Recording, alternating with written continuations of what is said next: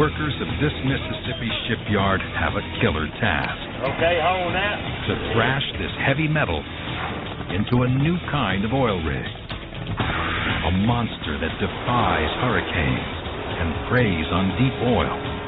Hey, watch it. But time is running out. It becomes a nightmare. And one false move could prove fatal. It can be very dangerous with the weight that we're picking up. Not just for these guys, Cable! but for every man on the rig. Our lives are totally dependent on how this structure is made.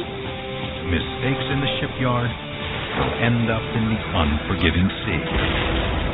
Right now on Extreme Engineering.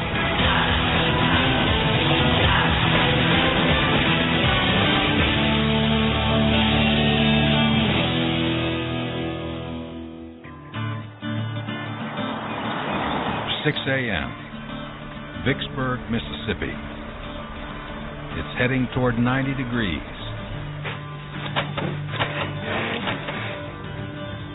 It's gonna be a scorcher. At the Laterno shipyard, this massive hull is the base of a new breed of oil rig.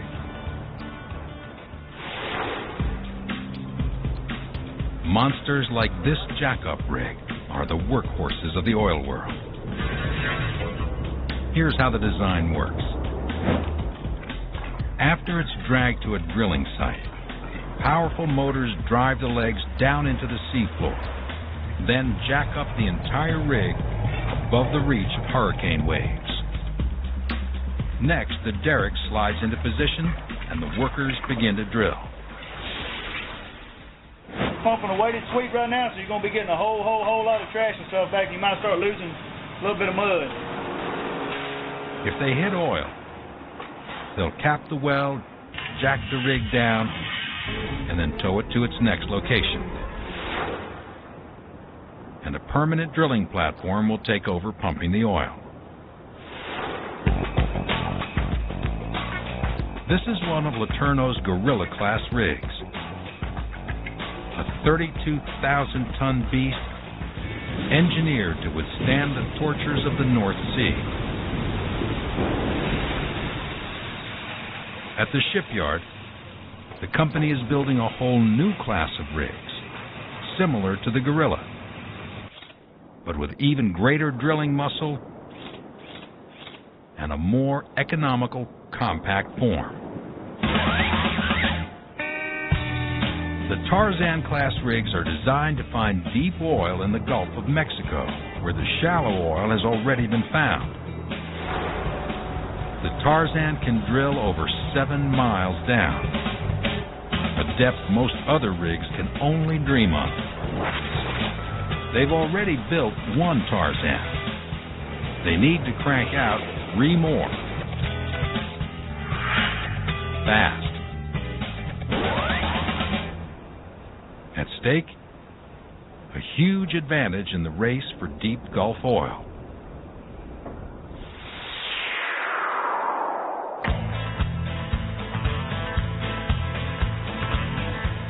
It's production manager Bodie Massey's job to build the second Tarzan. Hold on it over there, Bernie. Hold on. And time is running out. Coming down. Bodie and his team have just 10 months to turn these thousands of huge pieces Get out there. into a lean, mean drilling machine.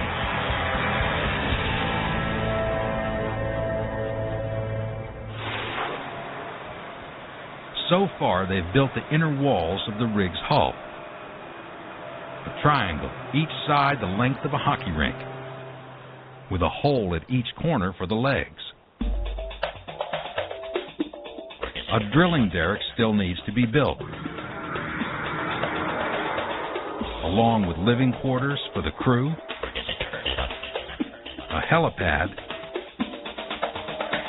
and 3 legs to hold up the hull.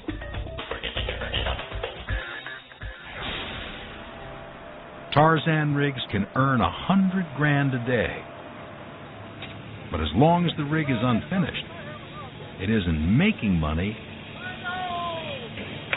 it's costing money.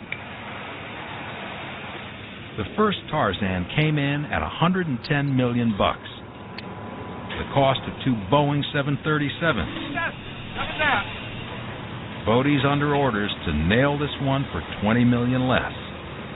Oh, you got to go to the other side, Roosevelt. Carry them to the other side. To stay on budget, Bodie's got to stay on schedule. Different things can get you behind, not having the materials, not having drawings on time. Also, weather has some condition on us. If we start falling behind, you can get into trouble real quick. Hey, Max! It's tough to make a jack-up rig, but it's even tougher to move one. Once we get the rig in complete condition, we use its legs and mechanical jacking units to walk it into the Mississippi River.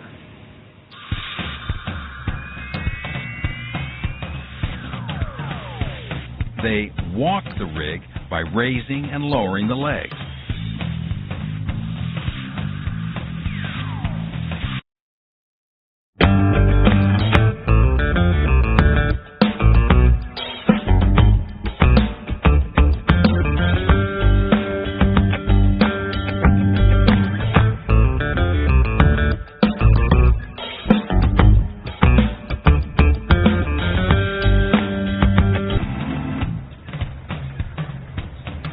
Then, tugboats will pull the rig 400 miles downriver, where workers will attach the drilling derrick, add on more sections to the legs, and tow it out into the Gulf above a likely oil deposit.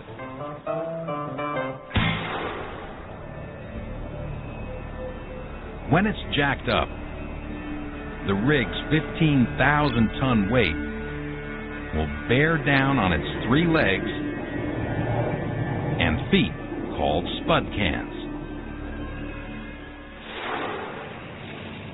And completing one of the new Tarzan's spud cans, all 250 tons of it, is at the top of Bodie's to-do list. We want to make sure we got everybody that's involved in it knows what's going on. Once they finish building it, they'll try to lift it into this hole in the hull, where a leg will be assembled on top of it. But lifting and placing spud cans are the heaviest and most dangerous maneuvers of the entire build. You know, anytime you're handling that kind of load, if you had a mishap of a load falling, it could be pretty dangerous and fatal in some cases. Today, 3 days before the scheduled lift, the crew is working feverishly to finish welding the spud can. The first spud can is supposed to be set on the 14th of June. And if we make that date or beat that date, we're doing okay. But if we start falling behind, the only way to compensate is to work more hours and work overtime, which costs more money. Money is number one on Bodie's mind. He remembers when a recession shut down the shipyard in '92. Come over here and get your on this rope. Folks here fear it could happen again. When we did close, it certainly caused a lot of hardship on our local employees. It was hard on all of us at the time. A lot of us had 30-something years with the company. When I heard that we were getting laid off, it was a blow. I'd never been without a job. As far as getting laid off, it was something completely new to me. It's almost like getting fired. It was quite a shock. After 3 long years, the shipyard came back with a sharp new focus on the bottom line. But then, on the first Tarzan rig, we were running way behind schedule, and we had to work a lot of extra overtime and brought in a lot of contract labor to try to compensate meeting the time schedule. So Bodie needs to cut millions of dollars off this rig's bottom line. Hey, John. Production manager Bodie Massey is one heck of a general, and he came up through the ranks. I've been working here 23 years, and I welded right beside a lot of these guys. What's going on, Earl? And I know their wives, their kids, we're like family. Nah, you won't hurt it. I won't hurt it. Nah, you doing all right? Yep, I'm good. This spud can lift is going to be his biggest challenge so far on this build. Maybe we're going to go 36 foot to have 2 more out. Everything seems to be running according to plan. Until... Hello. Yeah, what's going on, Larry? An emergency in the Gulf of Mexico has shut down drilling on one of their rigs. And only Bodie can fix it. All right, well, let me start getting something going. All right, bye.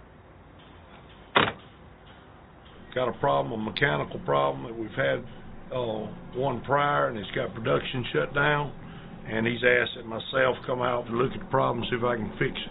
Aren't you needed here? Well, I am, but there's times that I have to go. Bodie's absence is not good news. He's going to be missed. This is his yard. These are his people. And it just means that all of the supervisors, all of the various supervisors he has, just have to pick it up a notch. Just have to step up a little bit. Someone has to direct the spud can lift. We're about ready for our little meeting. The burden falls on Tom Smith. One set up for the air tugger. Roy, you watch them. I got different ones I need. He's never headed up a lift like this before, but he's a 20-year veteran of the yard. Need you on standby to go up, maybe unhang it off of a wall. Tom's a man of few words. Everything went good. So, yeah. If Tom's nervous, he's not showing it. Mike, I guess the hottest thing we got going is those legs for Global Santa Fe. Now, with Bodie gone, head honcho Donald Cross is on edge. Tom, we on schedule now to set that tank next Monday?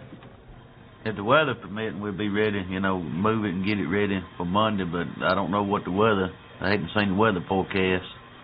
Well, I just brought the weather up on the computer back there, and it doesn't look good. It's pretty nasty looking. A lot of rain anyway. Looks like Tom's in for some sleepless nights.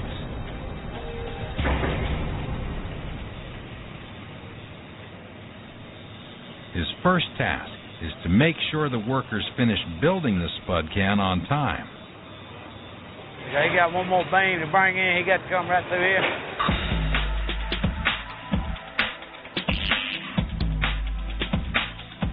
Aside from the tight schedule, Tom's worried about the storm heading toward Vicksburg.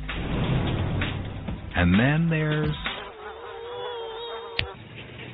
The mosquitoes around here, they get pretty bad. They big ones, little ones, and when they go to biting, they can leave webs on you pretty good, especially down here by the Mississippi River. But right now, their worst enemy is the heat. Out here, it's 90 degrees. Inside the spud can, temperatures can hit 140. Sometimes it can get unbearably hot in there. You have to come out, get cooled off, go back in, work as long as you can. After 8 weeks of welding, the interior is done. Now they've got to put the lid on it. Well, there's a segment of a spud can top that is rigged up that's hanging right here. And we're fixing to pick it up and lay it in place and start fitting it in and trimming it in. In his off hours, project manager Hugh Smith's a cowboy with a stable full of horses. So roping a 3-ton piece of the roof should be no problem for him and his crew. But Run out of fuel.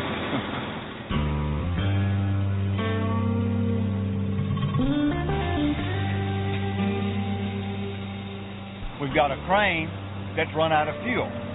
We've got guys that, supposed to check things so that in the morning, here it is, it's almost 9 o'clock, got a lift to make over on the slab, and the crane's down.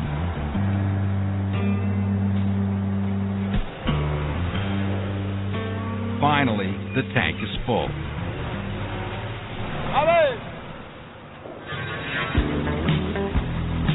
But with a 3-ton slab dangling overhead, there's no room for more mistakes. Cable!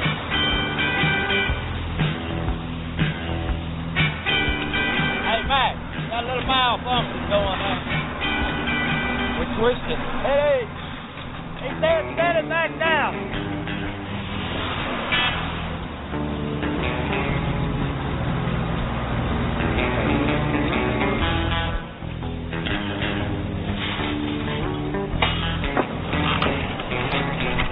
It's dangerous to have it twisted when you got a heavy load on it like that. You have to get it down and untwist it and everything. It can get out of hand real quick. But just when they think they've got it, You got to untwist it again. Right back where we started from.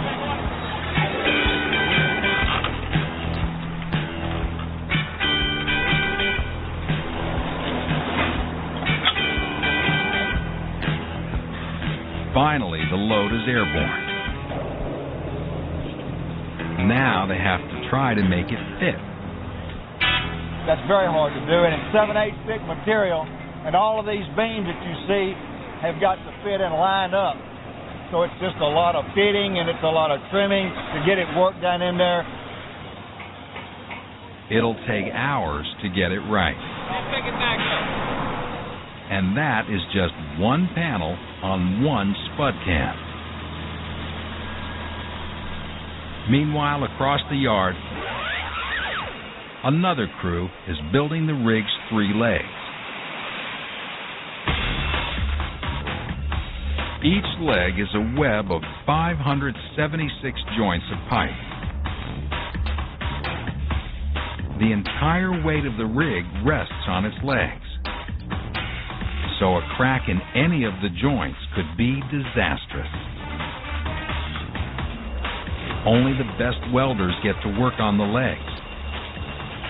The job requires powerful biceps and a macho disregard for burns. Getting it right sometimes takes a woman's touch. Hold up. I've never been in front of a camera before. I don't know. Okay. It's a lot of weight that has to go on these legs. And they have to have a good weld. I mean, I don't want to be out there with a bad weld. It's hot, dangerous work. With nowhere to hide from the spray of sparks. Well, you can look at this shirt and tell I done got burned a few times. Yeah, when you do get burned, it do hurt. Don't think it don't hurt. It really hurts. And it's severe, but you shake it off and keep on going. They attach each leg piece to the structure like a massive erector set.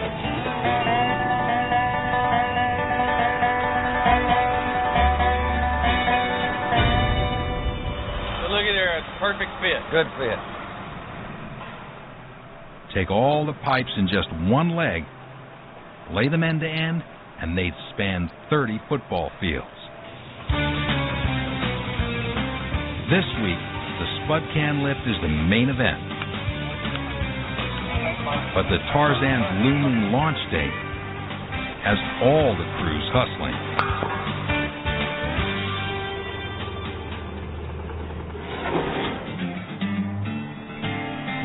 This structure is one wall of the living quarters. The future home to dozens of drillers, roughnecks, and roustabouts. It may be hard to believe, but this is going to be the quarters building for the rig when it's operating offshore. It's got a full galley and mess room for feeding all these people. It's got recreation rooms, offices, control rooms, and cabins to house all these people. We're going to cut a piece of pipe and glue it up. It's a little different from residential. To Chief Engineer Mike Dowdy, each part of this raw space has meaning. This will be the galley and storeroom. The mess room is through here. Well, now you can smell the welding process going on. When you get to offshore, it'll smell like fried fish and steaks and baked potatoes. But his Tarzan is still a long way from serving up grub. And Tom Smith is spread thin covering for Bodie. He's got more on his mind than spud cans. Like this piece of the hull's inner wall, a last line of defense in a collision with a ship. If the outer wall is breached, the inner wall will hold back the sea. Might have to swing just a little bit. Move it down a little bit, Turner. This is going to be a little harder piece to fit because it's tying in two other pieces that's already there. It may take us 2 hours to get it in place, and it may take 2 days to get it in place. The seal will have to be watertight. Hey, Clem, raise you up some on that end and pick that end up and make it, pick this whole wall up? Yeah, make it level up and it come in here easier. They're having trouble with the fit. These handles will have to go.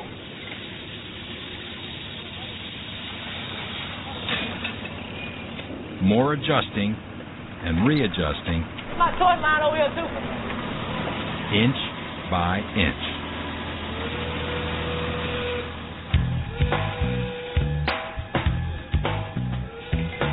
After a 10-hour day, the team heads home. But the work can't stop.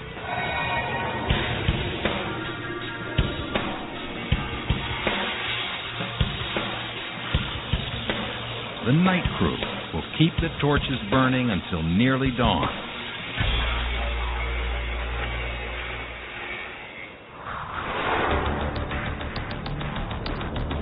Out at sea, a rig is a fortress, surrounded by sharks and barracuda, assaulted by hurricanes, and vulnerable to fire. The rig itself is a tangled mass of smoldering steel this morning, split down the middle by the powerful explosion. Lives literally depend on how well the rig is constructed.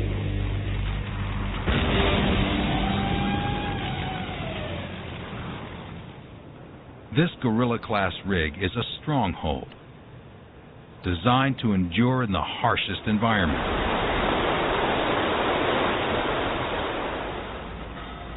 A 32,000-ton monster that can hunt down oil 7 miles below the seafloor. You ready to drill? All right. Go ahead and rotate. Everyone on the rig is there to support this single activity. A tungsten carbide drill searching below the seabed for black gold. The drill churns up gravel and sand, which is jettisoned back into the sea, leaving a long white trail. Okay, look, we're pumping a weighted sweep right now. Until they hit oil, they will work 24 hours a day, 7 days a week. Up to 120 of them. All working and sleeping here. 10:30, man. 10:30, wake up, dog. And every day begins with a visit from Little Joe Odom. 10:30, my man. Well, he's not fully dressed, so. You're not filming these guys in their shorts, are you? 10:30, my man. 10:30. All right. 10:30 may sound like a late start. These men won't get off until midnight.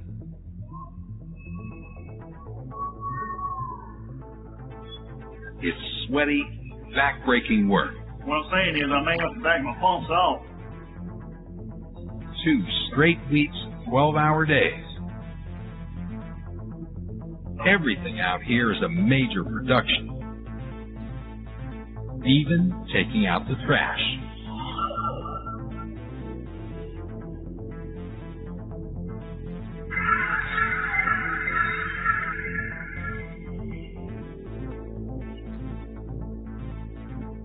But there are compensations.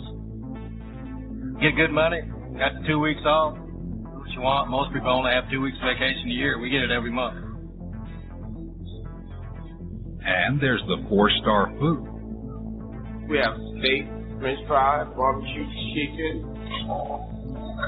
We have chili sauce, we have mushrooms, we have sauteed onions. Plus we have the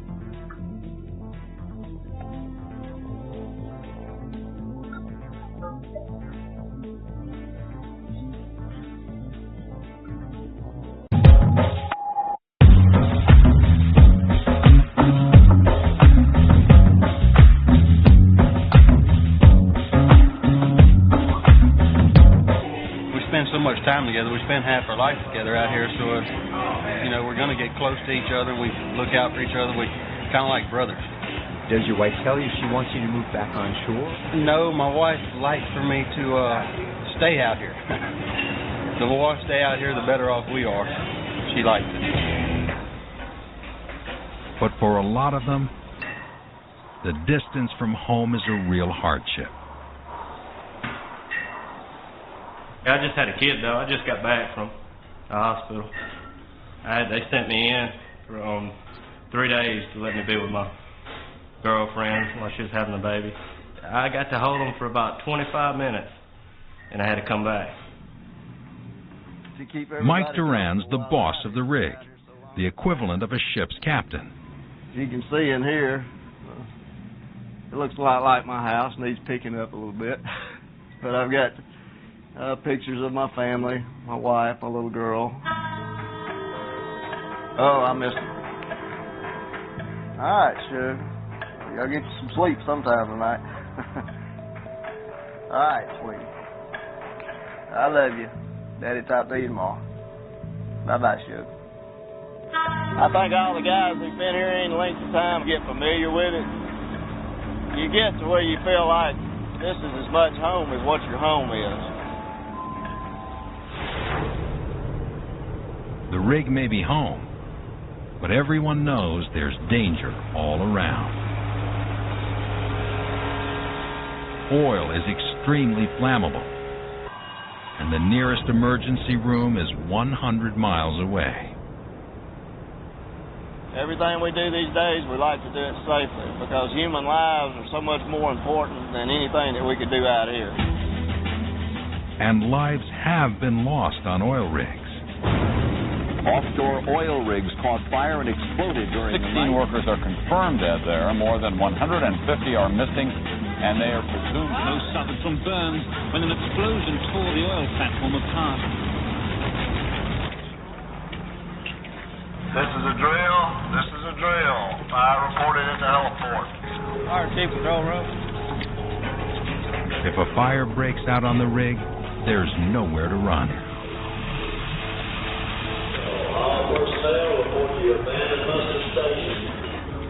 And if it rages out of control, the crew's only chance for survival is evacuation. If we didn't have these drills and the real thing really did happen, an evacuation situation, they wouldn't know what to do. So safety is the #1 priority out here. In an emergency, these high-tech lifeboats, each equipped with a satellite beacon, can hold and feed 50 people.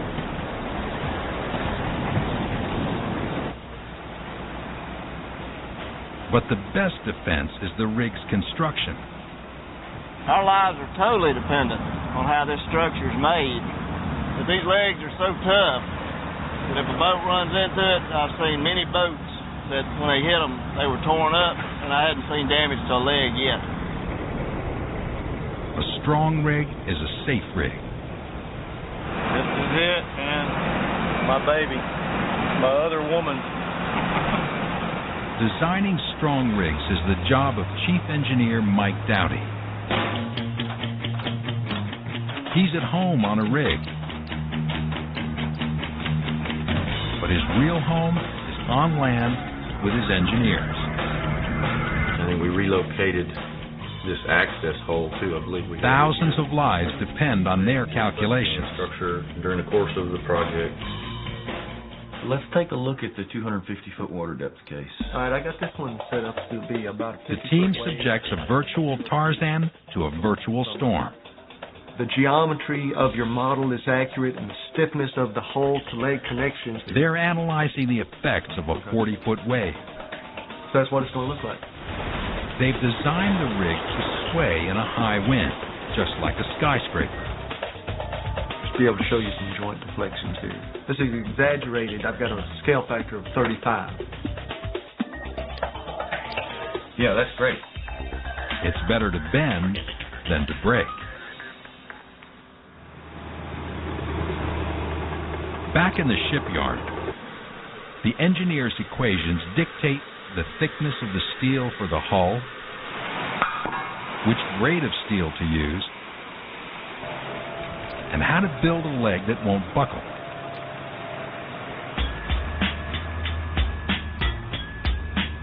And Mike Dowdy keeps refining the design. It's repeated so many times in the leg structure. In the yard, Mike can see his calculations in action. Look here. What do you got out here? This area right in here is what I'd like to see if we can't take some of this off. But There's always a tug of war between engineering and construction. But if we do what you're talking about, I ain't gonna have no room for error. I think we can do a better job than this, though. 2 inches of excess material. But Mike can learn a lot from a shipyard veteran like Mike Dotson. Fish plate happen to be off center just a little or leaning just a little. They don't mind telling you how they see it, you know. So you have to get used to constructive criticism. It's not just design that dictates safety. Now you got 1.25 inches right there. It's also the quality of the steel. To control quality, the company makes its own. This is the hottest place on the property. Temperatures in the furnace approach 3,000 degrees. Chemical compounds help strengthen the steel.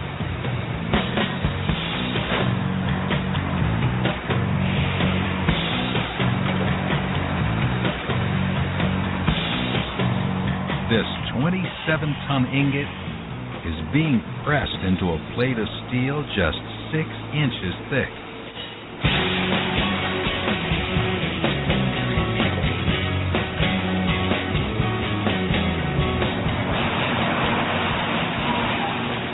It takes heavy metal like this to hurricane-proof a rig.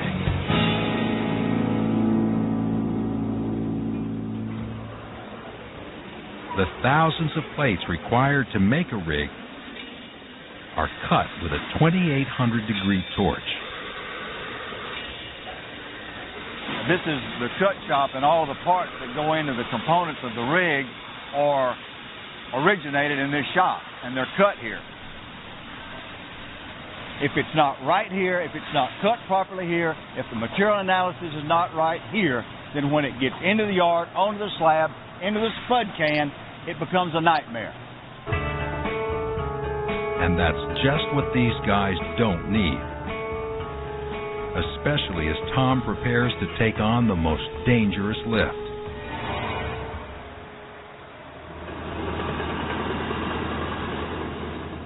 It's just 2 days to the big spud can lift.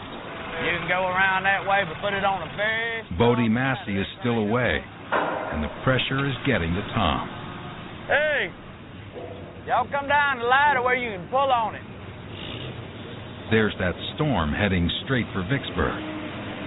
Sun's shining right at the moment, but it could come up a cloud and go to raining. Tom wants to clean and prep the spud can before the storm hits. But he's got to wait for a green light from these guys. Quality control. A flaw in the can would be catastrophic. As one of the Tarzan's 3 feet, it will bear more than 3,000 tons. That's the weight of 160 Sherman tanks. First, they dust the welds with metallic powder. Running a magnet over the powder makes it gather at gaps in the welds, revealing any surface cracks. To find cracks below the surface, they need the ultrasonic testing graph. It's an ultrasound check similar to sonar, where it sends a sound out and it picks up a defect and it sends it back. If there are cracks, the QC team will hunt them down. They'll inspect every single weld on the rig, and there are literally millions of them. So this weld is acceptable. It is good. It takes hours, but the QC team finally gives its okay. Tom's crew starts tearing everything they no longer need off the top of the spud can. It can get dangerous. Most of the time you don't want to think about it. You just do your job. You just do what you can. Keep yourself safe and keep everybody else as safe as you can. They're 30 feet off the ground. A fall from here could kill a man. Y'all ready? Tom's plan is to lift the spud can off its support braces and lower it to the riverbank so they can clean the bottom before lifting it into the hull. Peter, got some help on that side? Yes. First, they've got to tie the can to the cable of a towering crane. Okay, Thomas, let's start easing back down. The can weighs more than a 747. Ease over to some side. If the rigging isn't right, the spud can could turn into a widowmaker real fast. It can be very dangerous with the weight that we're picking up, and we do it careful. We take our time, don't get in no hurry with what I want to lift like this.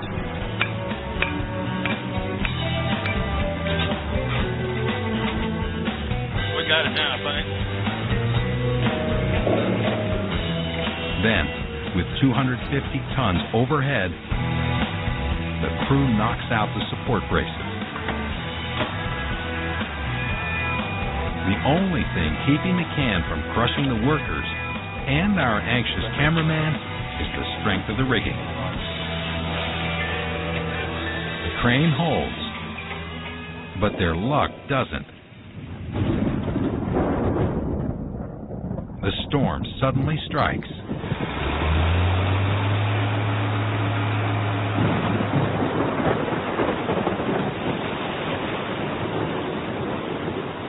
Tom has no choice but to scrap the lift for today, which means time and money down the drain.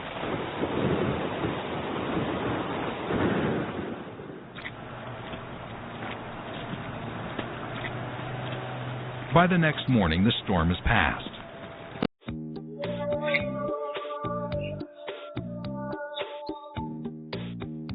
Yeah, it's pretty funky. Let's go back that way.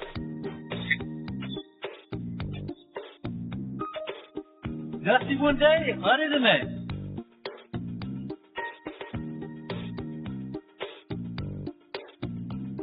By afternoon, it's 92 degrees. And the ground is bone dry. Tom's anxious to make up for lost time. Y'all ready? Boaties still away, so Tom turns for help to another shipyard veteran. Hey, ready, Jerry?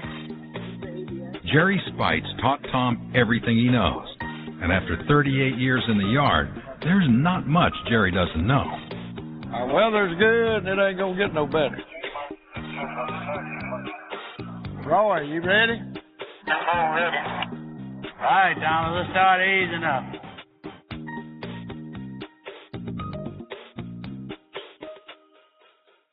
At its widest, the spud can covers more than 1,300 square feet. Low and easy to the right.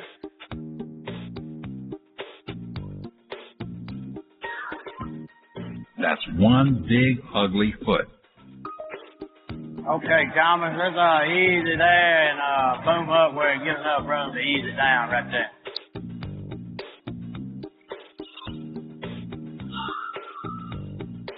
We need to come back this way a little bit. Right, we're good right here. We come down on it.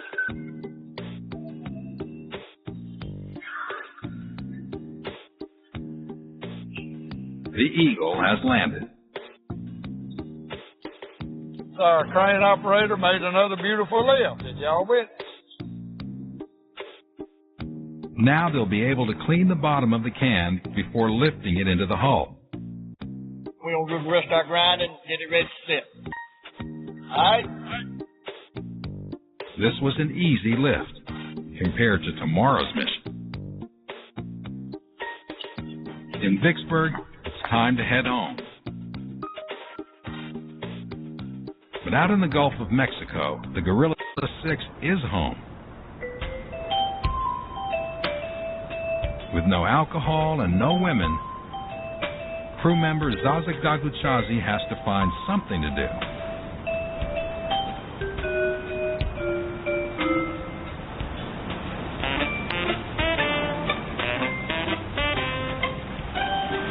It looks like no fish today. Catching anything? Nothing? Nothing good today. No bite, nothing. Something you must be doing wrong. Let's see what you got here. Yesterday? Day before? No, last 2 days, I was fishing.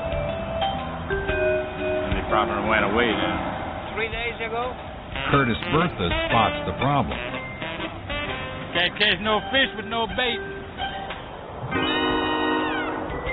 Maybe tomorrow will be a better day.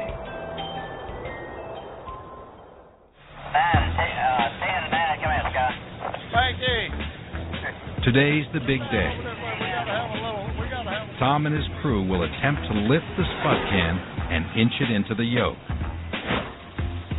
The yoke is a hole in the hull that functions as a sleeve for the spud can and leg to pass through. They'd be better off in that middle one anyway. The lift sounds straightforward, but in reality, it's an incredibly precise operation, positioning a 250-ton hunk of steel with only millimeters to spare. There's 3 sets of guides on the inside of that yoke, and it's real important that that can, when we start dropping that spud can down, that it lines up inside of all of those guides. We're going to have it.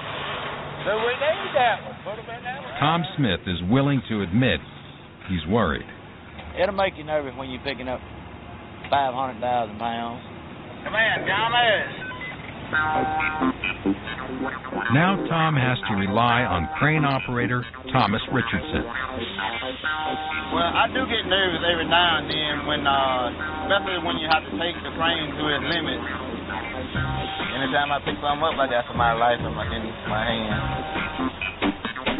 With 15 years of heavy lifting under his belt, he's the best man for the job.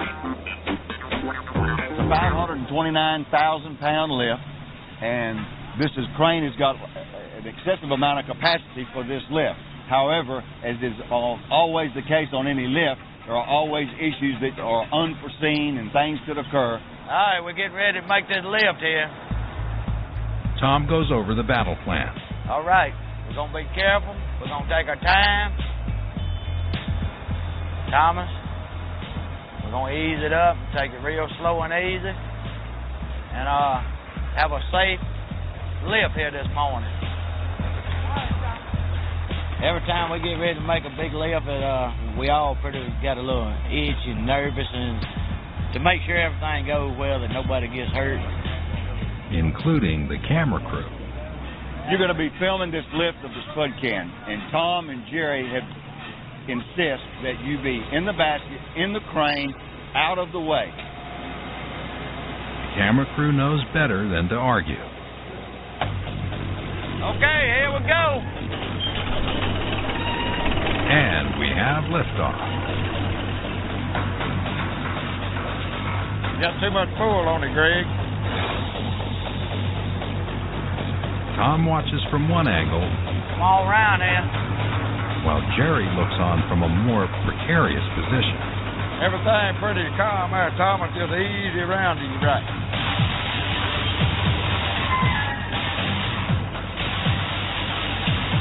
Getting close there, Thomas. Just a little bit further.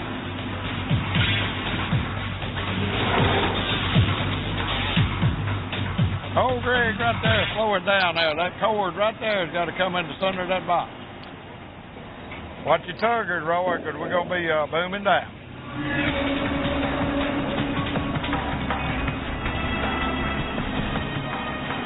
Thomas, easy to the right, just a little bit. Yeah, it looks like you need to boom up over here. But just hold what we got just a minute. Let me rock it one thing to the left. Okay, Thomas, easy right just a little bit.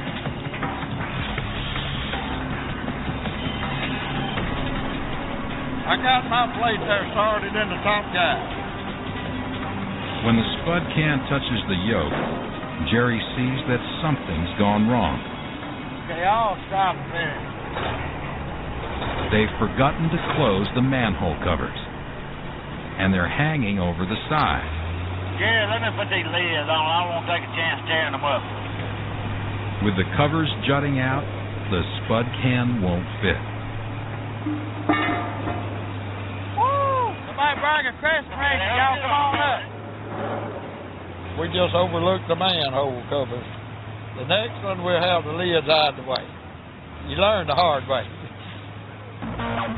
With the manhole covers wrestled into place, Thomas begins lowering the spud can inch by inch into the yoke. Yeah, just keep it snug. Don't let it get too tight. Ease down on your wings just a little bit. I think we're hitting something. All right, hold what you got, Greg. The can is too close to the edge. Right, Jerry, too far that way. Thomas guides it over the bullseye. Okay, hold that. Easy down just a little. Finally, the spud can touches down. Good job. Mission accomplished. So it went well? Went well. Went well. Another good lift. What you observed, just ordinary work day.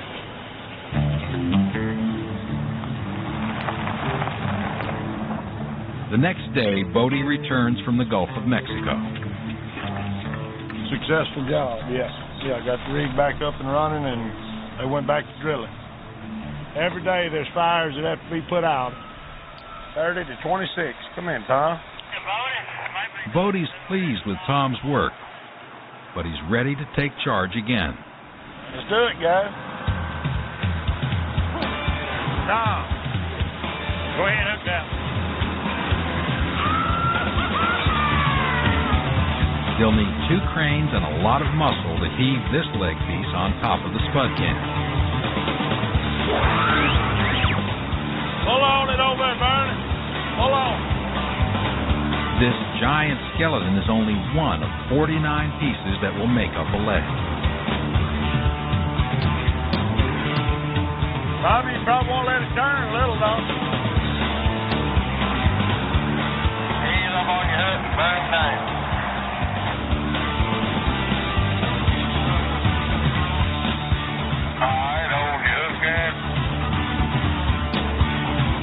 We're going down in the chute now, Tom. Now the leg is in position, ready to be welded. Yeah, everything went real smooth and real good. Didn't take but probably less than 20 minutes. Bodie's back in action, and Tom had a great week. It's time to party. At Amanda's Roadhouse Bar, the beer is cold and the music is homegrown Delta blues. This crew's got a lot to celebrate. After days on the rig, Bodie and his wife are getting reacquainted. While the boss was away, Tom wrangled in the spud can with time to spare.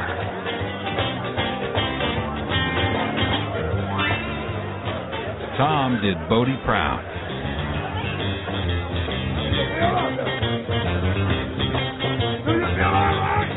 And so far, they're still on budget.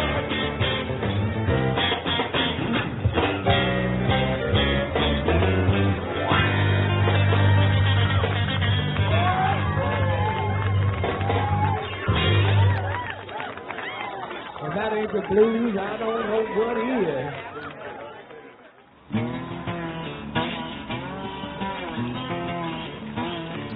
Last week was a success, but they still have a long way to go.